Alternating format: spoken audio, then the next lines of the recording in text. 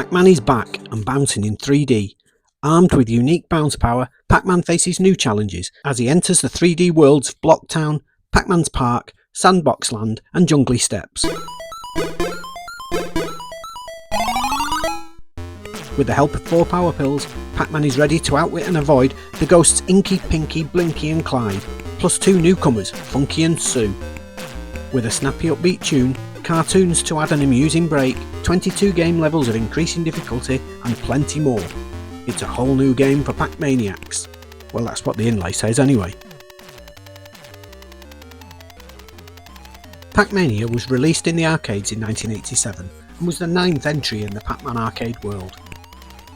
Following their conversion of the previous game, Pac-Land, the license was picked up by Grandslam Entertainment and released for all major 8 and 16-bit home computers, as well as Nintendo and Sega consoles.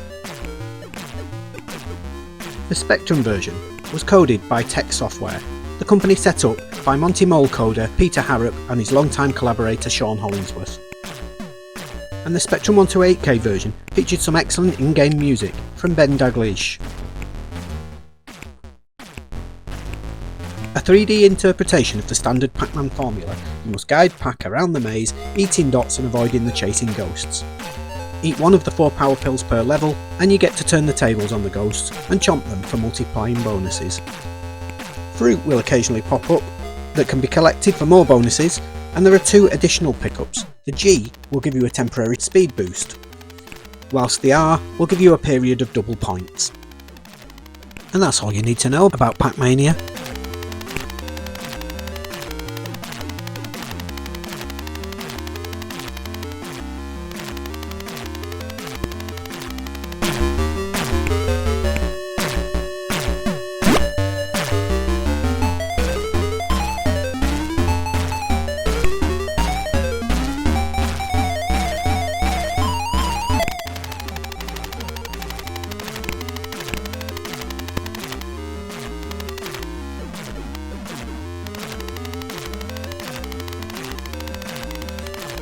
The port has been handled really well, with its faux 3D levels well drawn and some simple use of colour on Pac and the hood.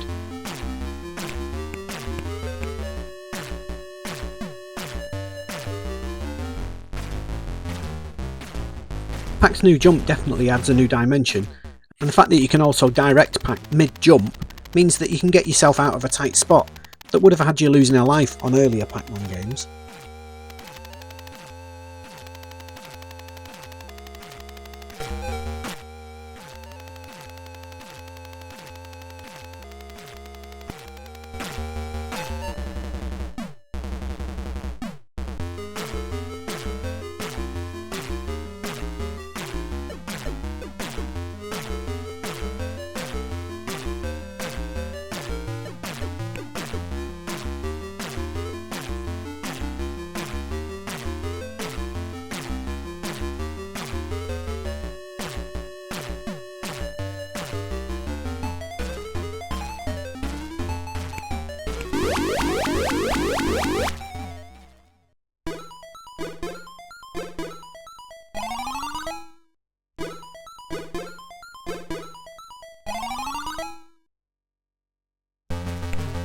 Level 2 is more of the same, but this time you can loop around the level by going through the corridor to the side.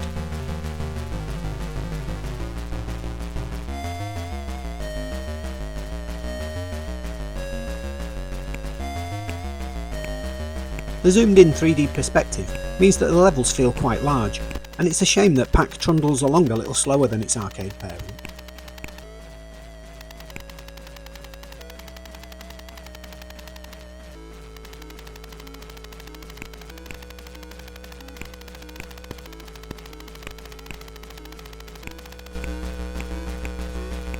Another slight annoyance is that the excellent music gets its volume turned down whenever you eat a power pill, and whilst it's a good audio clue to the fact that you can now eat the ghosts, I don't think it was really necessary, as it's clear from the ghost colour change from white to black.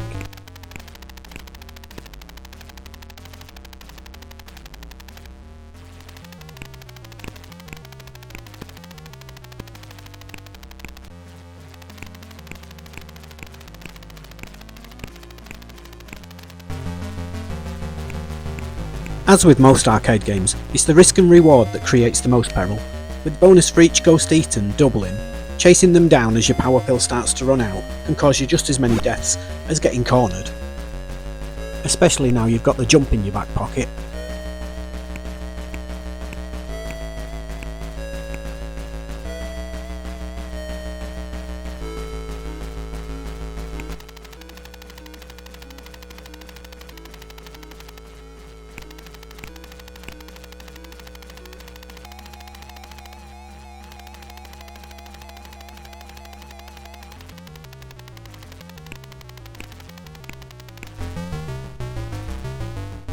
The game does get a bit samey quite quickly, but that's been the case for the previous 8 Pac-Man games too, and its gentle, violence-free nature makes it a relaxing way to spend your downtime.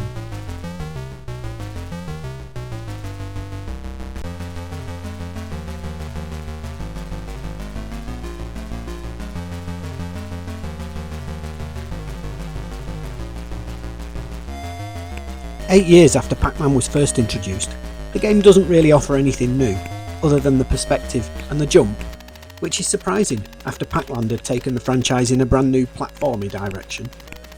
And it'd be another 9 years before we saw Pac-Man hit the arcades again in 1996's Pac-Man arrangement.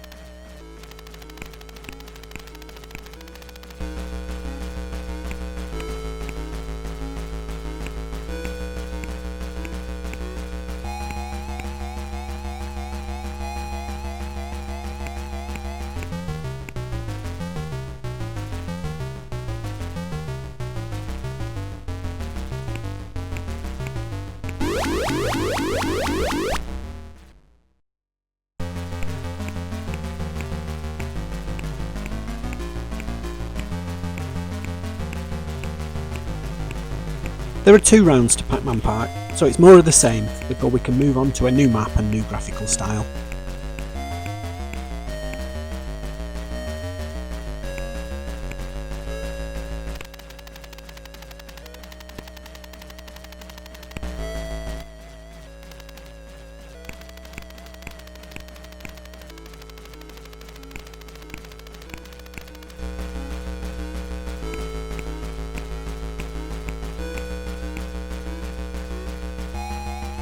You may notice that one of the ghosts looks different to the others.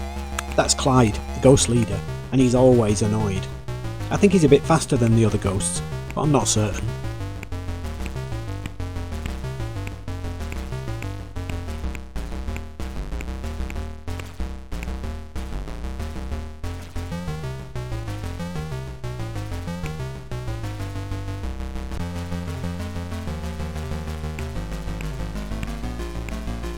Oh, looking at the hood, we can see that the next collectible is a stein of beer.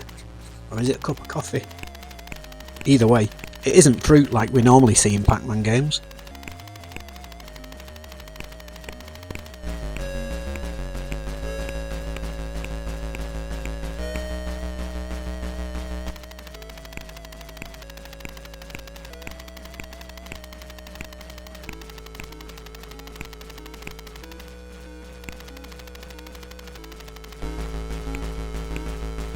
Oh no!